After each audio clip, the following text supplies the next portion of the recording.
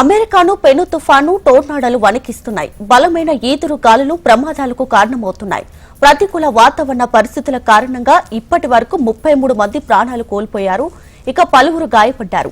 బలమైన గాలుల కారణంగా ఇళ్ల పైకప్పులు కూలిపోవడంతో పాటు పెద్ద ట్రక్కులు సైతం బోల్తా పడ్డాయి. దుమ్ము ధూళితో కూడిన గాలుల కారణంగా 50కి పైగా వాహనాలు ఢీకొన్నాయి. కాన్సాస్ లో జరిగిన ఈ ప్రమాదంలో 8 మంది మృత్యువాత పడినట్లు స్థానిక పోలీసులు తెలిపారు.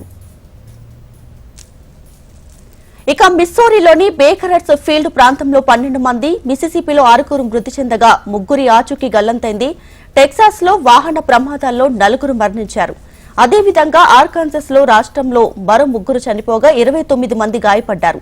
గవర్నర్ సారా హుకాబీ శాండర్స్ అత్యవసర పరిస్థితిని ప్రకటించారు.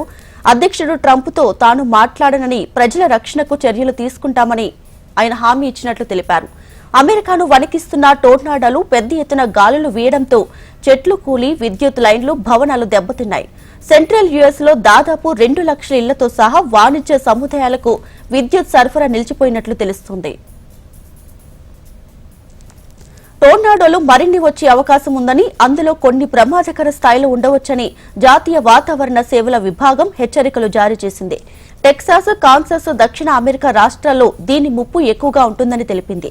ఇక మార్చిలో ఇలాంటి ప్రతికూల వాతావరణ పరిస్థితులు అసాధారణమేమీ కాదని, అయితే ఈసారి విస్తృతి, తీవ్రత అధికంగా ఉందని జాతీయ వాతావరణ సేవల విభాగం నిపుణుడు బిల్ బంటింగ్ చెప్పారు.